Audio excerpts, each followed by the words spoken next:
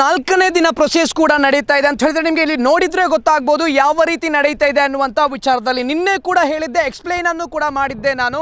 ಅಂತ ಹೇಳಿದ್ರೆ ಈ ನೇತ್ರಾವತಿ ನದಿ ಏನಿದೆ ಅದರ ಪಕ್ಕದಲ್ಲಿ ಇರುವಂತದ್ದ ಪ್ರದೇಶದಲ್ಲಿ ಅಗೆಯ್ತಾ ಇದ್ದಾರೆ ಅನ್ನುವಂತ ವಿಚಾರದಲ್ಲಿ. ಸೊ ಇವತ್ತು ನಾಲ್ಕನೇ ದಿನಕ್ಕೆ ಕಾಲಿಟ್ಟಿರುವಂತದ್ದು ಅಂತ ಹೇಳಿದ್ರೆ 6ನೇ ಸ್ಥಳವನ್ನು ಏನು ಗುರುತಿಸಿದ್ದಾನೆ ಆ ಅನಾಮಿಕ ವ್ಯಕ್ತಿ, ಸೊ ಅದನ್ನು ಕೂಡ ಅಗೆಯುವಂತ ಪ್ರಯತ್ನವನ್ನು ಕೂಡ ಮಾಡ್ತಾ ಇರುವಂತದ್ದು. ಒಂದು ಖುಷಿಯ ವಿಚಾರ ಏನು ಅಂತ ಹೇಳಿದ್ರೆ ಇಲ್ಲಿ ಖಂಡಿತವಾಗ್ಲೂ ನಿನ್ನೆ ಒಂದಷ್ಟು ದೊಡ್ಡ ಬೆಳವಣಿಗೆ ಆಗಿದೆ ಅಂತ ಹೇಳಿದ್ರು ಕೂಡ ತಪ್ಪಾಗ್ಲಿಕ್ಕಿಲ್ಲ. ಸದ್ಯಕ್ಕೆ ಸಿಕ್ಕಿರುವಂತಹ ಮಾಹಿತಿ ಏನು ಅಂತ ಹೇಳಿದ್ರೆ ಬ್ಯಾಂಗ್ಳೂರ್ ಪೋಸ್ಟ್ನವರು ಕೂಡ ಒಂದು ಪೋಸ್ಟನ್ನು ಕೂಡ ಹಾಕ್ತಾರೆ. ಸರಿಸುಮಾರು 4 ಮೃತದೇಹದವರೆಗೂ ಶವದವರೆಗೂ ಸಿಕ್ಕಿದೆ ಅನ್ನುವಂಥ ವಿಚಾರದಲ್ಲಿ. 4 ಮೃತದೇಹ ಶವ ಆಗಬಹುದು ಆ ರೀತಿ ಸಿಕ್ಕಿದೆ ಅಂತೇಳಿ. ಅಂತ ಹೇಳಿದ್ರೆ ಮಣ್ಣಲ್ಲಿ ಕರಗಿ ಹೋಗಿರುತ್ತೆ, ಅದು ಒಂದಷ್ಟು ಮಣ್ ಸ್ಯಾಂಪಲ್ ಅನ್ನು ಕೂಡ ಹಿಡ್ಕೊಂಡು ಹೋಗಿರ್ತಾರೆ FSL ಟೀಮ್ನವರು. ಸೊ ಹಾಗಾಗಿ ಅದನ್ನು ಟೆಸ್ಟ್ ಮಾಡಿದ ನಂತರ ಅದು ಸರಿಸುಮಾರು 4 ಮೃತದೇಹದವರೆಗೆ ಆಗುತ್ತೆ ಅನ್ನುವಂಥ ವಿಚಾರದಲ್ಲಿ ಒಂದು ಮಾಹಿತಿ ಕೂಡ ಸಿಕ್ಕಿರುವಂಥದ್ದು. ಈ ಬ್ಯಾಂಗ್ಳೂರ್ ಪೋಸ್ಟ್ನವರು ಏನಿದ್ದಾರೆ ಅವರು ಈ SITನ ಒಂದು 3 ಅಫಿಷಿಯಲ್ಸ್ ಅನ್ನು ಮಾತಾಡಿದಾಗ ಇದು ಅವರು ಹೇಳಿರುವಂಥ ಮಾಹಿತಿ ಅನ್ನುವಂಥ ವಿಚಾರದಲ್ಲಿ. ಸೊ ಇದೇ ಪ್ರದೇಶದಲ್ಲಿ ಅಂತ ಹೇಳಿದ್ರೆ 1ನೇ ಸ್ಥಳದಲ್ಲಿ ಗುರುತಿಸಿದಾಗ ಒಂದಷ್ಟು ಬ್ಲೌಸ್, ID ಕಾರ್ಡ್, ಲಕ್ಷ್ಮಿ ಅನ್ನುವಂತಹ ಮಹಿಳೆಯ ID ಕಾರ್ಡ್ ಕೂಡ ಸಿಕ್ಕಿರುವುದನ್ನು ಖಂಡಿತವಾಗ್ಲೂ ನಾವು ನೋಡಿರ್ತೀವಿ. ಅದು SIT ಈಗ ಅಫಿಷಿಯಲ್ ಆಗಿ ಅನೌನ್ಸ್ಮೆಂಟ್ ಮಾಡಿರುವಂಥದ್ದು, ಅದು ಸಿಕ್ಕಿರುವಂಥದ್ದು ಪಕ್ಕ ಅಂತೇಳಿ. ಸೊ ಅದೇ ಜಾಗದಲ್ಲಿ ನಿರಂತರವಾಗಿ 6 ಗಂಟೆಗಳ ಕಾಲ ಡಾಗ್ ಸ್ಕ್ವಾಡ್ ಕೂಡ ಬಂದಿತ್ತು, ಅದೇ ರೀತಿ JCB ಇಟಾಚಿಯನ್ನು ಕೂಡ ತಂದಿದ್ದರು, ಅದೇ ರೀತಿ ಪೌರ ಕಾರ್ಮಿಕರು ಕೂಡ ಇದ್ದರು. ಸೊ ಆ ಕಾರಣದಿಂದಾಗಿ ಲೇಟ್ ಆಯಿತು ಅನ್ನುವಂಥ ವಿಚಾರದಲ್ಲಿ SIT ಯಾವುದೇ ಮಾಹಿತಿಯನ್ನು ಕೂಡ ಬಿಟ್ಟು ಕೊಡಲಿಲ್ಲ. ಬಟ್ ಒಂದು ಮೂಲದ ಪ್ರಕಾರ ಕನ್ಫರ್ಮ್ ಆಗ್ತಾ ಇರುವಂಥದ್ದು ಏನು ಅಂತ ಹೇಳಿದ್ರೆ ನಿನ್ನೆ ನಡೆದಂತಹ ಕಾರ್ಯಾಚರಣೆಯಲ್ಲಿ 4 ಮೃತದೇಹ ಆಗುವಷ್ಟು ಅಂಗಾಂಗಗಳು ಸಿಕ್ಕಿದೆ ಅನ್ನುವಂಥ ವಿಚಾರದಲ್ಲಿ. ಎಲುಬುಗಳಿರುತ್ತೆ, ಮೂಳೆಗಳಿರುತ್ತೆ, ಎಲ್ರಿಗೂ ಕೂಡ ಗೊತ್ತಿರುತ್ತೆ, ಅದು ಸವಿದು ಹೋಗಿರುತ್ತೆ, ಮಣ್ಣಿನಲ್ಲಿ ಬೆರೆತಿರುತ್ತೆ. ಸೊ ಹಾಗಾಗಿ ಅದನ್ನು ಕನ್ಫರ್ಮ್ ಮಾಡೋಕ್ಕಾಗೋದಿಲ್ಲ ಎಷ್ಟು ಅಂಥೇಳಿ. ಸೊ ನಂತರದಲ್ಲಿ ಹೋಗಿ ನೋಡಿದಾಗ ಅದನ್ನು ಸಪ್ರೇಟ್ ಮಾಡಿ ಹೋಗಿ ನೋಡಿದಾಗ ಖಂಡಿತವಾಗ್ಲೂ 4 ಮೃತದೇಹಗಳು ಸಿಕ್ಕಿದೆ ಅನ್ನುವಂಥ ವಿಚಾರದಲ್ಲಿ ಮಾಹಿತಿ ಕೂಡ ಸಿಕ್ಕಿರುವಂಥದ್ದು. ಸೊ ಹಾಗಾಗಿ ಖಂಡಿತ ಒಂದು ಖುಷಿಯ ವಿಚಾರ ಅಂತ ಹೇಳಿದ್ರು ಕೂಡ ತಪ್ಪಾಗ್ಲಿಕ್ಕಿಲ್ಲ. ಒಂದಷ್ಟು ಜನ ಹೇಳ್ತಾ ಇದ್ರು 5 ಸ್ಥಳವನ್ನು ಕೂಡ ಅವರು ಗುರುತಿಸಿದ್ರು, ಏನೇ ಸಿಗಲಿಲ್ಲ ಅನ್ನುವಂಥ ವಿಚಾರದಲ್ಲಿ ಇವತ್ತು ಕನ್ಫರ್ಮ್ ಆಗ್ತಾ ಇರುವಂಥದ್ದು ಒಂದಷ್ಟು ಬಾಡಿ ಕೂಡ ಸಿಕ್ಕಿದೆ ಅಂತೇಳಿ. ಇದಕ್ಕೆ ಪೂರಕವಾಗಿ ಈಗ 9 ಜನ ಪೊಲೀಸರನ್ನು ಕೂಡ ಜಾಸ್ತಿಯಾಗಿ ನೇಮಕ ಮಾಡಿದ್ದಾರೆ. ಅದೇ ರೀತಿ ಹೆಲ್ಪ್ ಲೈನ್ ನಂಬರನ್ನು ಕೂಡ ಬಿಟ್ಟಿದ್ದಾರೆ. SIT ಅವರು ಹೆಲ್ಪ್ ಲೈನ್ ನಂಬರನ್ನು ಕೂಡ ಬಿಟ್ಟಿದ್ದಾರೆ ಅಂತ ಹೇಳಿದ್ರೆ ಜಿಮೇಲ್ ಆಗಿರ್ಬೋದು, ಮೊಬೈಲ್ ನಂಬರ್ ಮೂಲಕ ಹೆಲ್ಪ್ ಲೈನ್ ನಂಬರ್ ಕೂಡ ಬಿಟ್ಟಿರುವಂಥದ್ದು. 9 ಜಾಸ್ತಿ ಪೊಲೀಸರನ್ನು ಹಾಕಿದ್ದಾರೆ ಅನ್ನುವಂಥ ವಿಚಾರದಲ್ಲಿ. ಇದು ಎಷ್ಟು ದಿನಗಳ ಕಾಲ ಮುಂದುವರಿಯುತ್ತೆ ಅಂತ ಹೇಳಿ ಖಂಡಿತವಾಗ್ಲೂ ಗೊತ್ತಿಲ್ಲ. ಇದೊಂಥರ ಬಿಗ್ ಸ್ಟೆಪ್ ಅಂತ ಹೇಳಿದ್ರು ಕೂಡ ತಪ್ಪಾಗ್ಲಿಕ್ಕಿಲ್ಲ. SIT ಟೀಮಿಂದ ಯಾವುದೇ ರೀತಿಯ ಕನ್ಫರ್ಮೇಷನ್ ಇದುವರೆಗೂ ಸಿಗಲಿಲ್ಲ, ಇನ್ನಷ್ಟೇ ಕನ್ಫರ್ಮೇಷನ್ ಕೂಡ ಬರಬೇಕಾಗಿದೆ SIT ಟೀಮಿಂದ. ಬಟ್ ಬ್ಯಾಂಗ್ಳೂರು ಪೋಸ್ಟ್ನವರು SIT ಟೀಮ್ನ 3 ಜನ ಅಫಿಷಿಯಲ್ಸ್ ನಂತರ ಮಾತಾಡಿದಾಗ ಈ ವಿಷಯ ಸಿಕ್ಕಿರುವಂಥದ್ದು ಅಂತೇಳಿ. ಅಂತ ಹೇಳಿದ್ರೆ ನಿನ್ನೆ 1, 2, 3, 4, 5ರವರೆಗೆ ಅಗೆದಿದ್ರು. ಒಂದಷ್ಟು ಜನ ಹೇಳ್ತಾ ಇದ್ರು ಸ್ಪೀಡಾಗಿ ಅಗೆಯ್ತಾ ಇದ್ದಾರೆ, ಏನು ಸಿಗ್ತಾ ಇಲ್ಲ ಅನ್ನುವಂಥ ವಿಚಾರದಲ್ಲಿ. ಬಟ್ ಸಿಕ್ಕಿದ ಕಾರಣಕ್ಕಾಗಿ ಸ್ಪೀಡಾಗಿ ಅಗೆದಿರುವಂಥದ್ದು ಅನ್ನುವಂಥ ವಿಚಾರದಲ್ಲಿ. ಸೊ ಹಾಗಾಗಿ ಅದಕ್ಕೆ ನಾವು ಫಾರ್ ಎಕ್ಸಾಂಪಲ್ ಕೊಡೋದಾದ್ರೆ ಕಲ್ಲು ಏನು ಕೊರೆಯುತ್ತೆ ಅದೇ ರೀತಿಯಲ್ಲಿ ಕೂಡ ಬಾಡಿ ಕೂಡ ಕೊರೆಯುತ್ತೆ ಅಂತೇಳಿ. ನೀರಿನ ಜೊತೆಗೆ ಹೊಯ್ಗೆ ಕೂಡ ಬರುತ್ತೆ, ಹೊಯ್ಗೆಗೆ ಆ ಕಲ್ಲುಗಳು ಸೇರಿ ಕಲ್ಲು ಒಂಥರ ಡಾಟ್ ಬೀಳುವಂಥದ್ದು ಅಥವಾ ಸವೆಯುವಂಥದ್ದನ್ನು ಏನು ನಾವು ನೋಡ್ತೀವಿ ಅದೇ ರೀತಿ ಕೂಡ ಆಲ್ಮೋಸ್ಟ್ ಆಲ್ ಒಂದು 5-6 ವರ್ಷದ ನಂತರ ಹೂತಾಕಿರುವಂತಹ ಬಾಡಿ ನೀರಿನ ಹತ್ತಿರ ಇದ್ರೆ ಸವೆಯುತ್ತೆ. ಸೊ ಹಾಗಾಗಿ ಅದರ ಸ್ಕೆಲಿಟನ್ ಆಗಿರ್ಬೋದು, ತಲೆಬುರುಡೆ ಆಗಿರ್ಬೋದು ಸಿಗುವಂಥದ್ದು ತುಂಬ ಕಷ್ಟ ಅನ್ನುವಂಥ ವಿಚಾರದಲ್ಲಿ. ಅದಕ್ಕೋಸ್ಕರ ಈ FSL ಟೀಮ್ನವರು ಏನು ಮಾಡ್ತಾ ಇದ್ರು ಅಂತ ಹೇಳಿದ್ರೆ ಮಣ್ಣನ್ನು ಕೂಡ ಕಲೆಕ್ಟ್ ಮಾಡ್ತಾ ಇದ್ರು.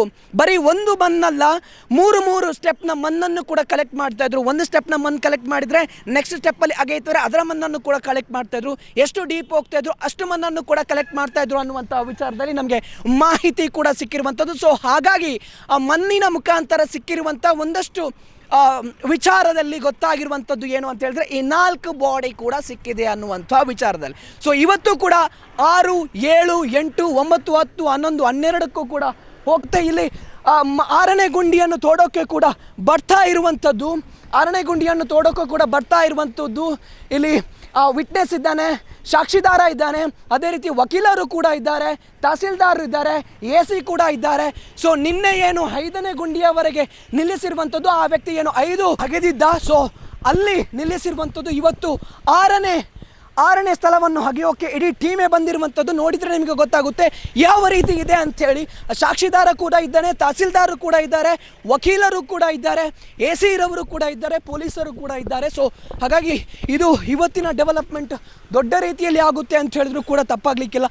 6, 7, 8 ಏನು ಜಾಗವನ್ನು ತೋರಿಸಿದ್ದಾನೆ ಅದು ಇದೇ ಪ್ರದೇಶದಲ್ಲಿ ಇರುವಂಥದ್ದು. ಸೊ ಅದನ್ನು ಅಗೆಯುವಂತಹ ಕಾರ್ಯಕ್ರಮ ಕೂಡ ಆಗ್ತಾ ಇದೆ ಅಂತ ಹೇಳಿದ್ರು ಕೂಡ ತಪ್ಪಾಗಲಿಕ್ಕಿಲ್ಲ. ನೋಡಿದರೆ ಗೊತ್ತಾಗುತ್ತೆ ಇವತ್ತು 9 ಜನ ಜಾಸ್ತಿ ಪೊಲೀಸ್ ಫೋರ್ಸನ್ನು ಕೂಡ ಹಾಕಿರುವಂಥದ್ದು. ಅದೇ ರೀತಿ SIT ಇಮೇಲ್ ಕೂಡ ಕೊಟ್ಟಿದೆ, ಒಂದು ನಂಬರನ್ನು ಕೂಡ ಕೊಟ್ಟಿದೆ.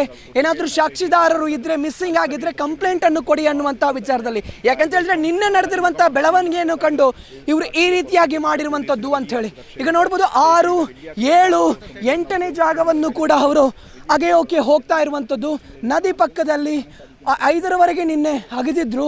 ಸೊ ಇವತ್ತು 6, 7, 8ರ ಜಾಗವನ್ನು ಕೂಡ ಅಗೆಯೋಕೆ ಹೋಗ್ತಾ ಇದ್ದಾರೆ.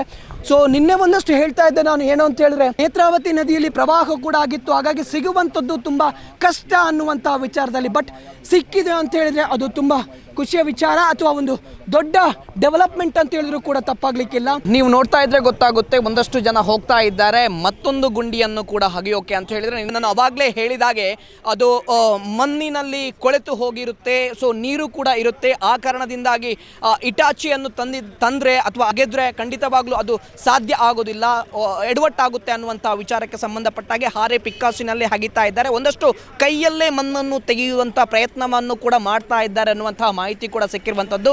ಹಾರೆ ಪಿಕ್ಕಾಸನ್ನು ಕೂಡ ಒಂದಷ್ಟು ಜಾಗದಲ್ಲಿ ಬಳಸ್ತಾ ಇಲ್ಲ, ಕೈಯಲ್ಲೇ ತೆಗಿತಾ ಇದ್ದಾರೆ. ಸೊ ಹಾಗಾಗಿ ಒಂದಷ್ಟು ಜನ ಹೇಳ್ತಾ ಇದ್ರು ಏನಿಲ್ಲ, ಏನು ಸಿಗೋದಿಲ್ಲ ಅಂಥೇಳಿ. ಅವರಿಗೆ ಒಂದು ಉತ್ತರ ಅಂತ ಹೇಳಿದ್ರು ಕೂಡ ತಪ್ಪಾಗ್ಲಿಕ್ಕೆ. ಸೊ ಈಗ ಇಟಾಚಿ ಕೂಡ ಬಂದಿದೆ, ಇಟಾಚಿಯಲ್ಲೂ ಕೂಡ ಒಂದಷ್ಟು ಕೆಲಸ ಕೂಡ ನಡೀತಾ ಇದೆ ಅನ್ನುವಂಥ ವಿಚಾರದಲ್ಲಿ ನಾವಿಲ್ಲಿ ಮೆಚ್ಚಲೇಬೇಕು.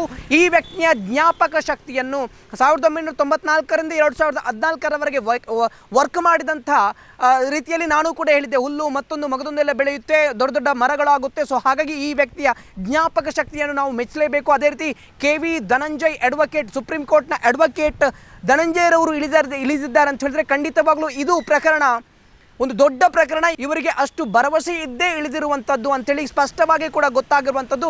ಖಂಡಿತವಾಗ್ಲೂ ಇದಕ್ಕೆ ತಾರ್ಕಿಕ ಅಂತ್ಯ ಕೊಡದೆ KV ಧನಂಜಯ್ ಟೀಮ್ ಬಿಡೋದೇ ಇಲ್ಲ ಅನ್ನುವಂಥದ್ದು ಕೂಡ ಎದ್ದು ಕಾಣುವಂಥದ್ದು. ಎಲ್ಲರೂ ಕೂಡ ಉತ್ಸಾಹದಲ್ಲಿದ್ದಾರೆ, ಎಲ್ಲವನ್ನು ಕೂಡ ಅಗೆಯುವಂಥ ಸಾಧ್ಯತೆ ಹೆಚ್ಚಿದೆ. ಸರಿಸುಮಾರು 3 ತಿಂಗಳ ಕಾಲ ಜಾಸ್ತಿ ಹೋಗುವಂಥ ಸಾಧ್ಯತೆ ಕೂಡ ಕಾಣುವಂಥದ್ದು. ಇದು ಪ್ಲೇಸ್ ಅಲ್ಲ, ನಾನಾ ರೀತಿಯ ಪ್ಲೇಸಲ್ಲೂ ಕೂಡ ಅಗೆದಿದ್ದಾನೆ ಅನ್ನುವಂಥ ವಿಚಾರದಲ್ಲೂ ಕೂಡ ಹೇಳಿರುವಂಥದ್ದು. ಇದು SIT ಟೀಮ್ನವರು ಕನ್ಫರ್ಮ್ ಮಾಡಿರುವಂಥದ್ದಲ್ಲ, ಬ್ಯಾಂಗ್ಳೂರ್ ಪೋಸ್ಟ್ನವರಿಗೆ ಒಂದಷ್ಟು SITನ ಅಫಿಷಿಯಲ್ಸ್ ಕೂಡ ಕನ್ಫರ್ಮ್ ಮಾಡಿರುವಂಥದ್ದು. 4 ಮೃತದೇಹಗಳು ಕೂಡ ಪತ್ತೆಯಾಗಿರುವಂಥದ್ದು ಅಂತ ಹೇಳಿ. ಸದ್ಯಕ್ಕೆ ಆ ಅನಾಮಿಕ ವ್ಯಕ್ತಿ ತೋರಿಸಿದಂತಹ 6ನೇ ಗುಂಡಿಯಲ್ಲಿ ಕೂಡ ಒಂದು ಶವ ಸಿಕ್ಕಿರುವಂಥದ್ದು. ಇದು ದೊಡ್ಡ ಬೆಳವಣಿಗೆ ಅಂತ ಹೇಳಿದ್ರು ಕೂಡ ತಪ್ಪಾಗ್ಲಿಕ್ಕಿಲ್ಲ. 6ನೇ ಗುಂಡಿಯಲ್ಲೂ ಕೂಡ ಈಗ ಶವ ಸಿಕ್ಕಿದೆ ಅನ್ನುವಂತಹ ಮಾಹಿತಿ ಕೂಡ ಸಿಕ್ಕಿರುವಂಥದ್ದು.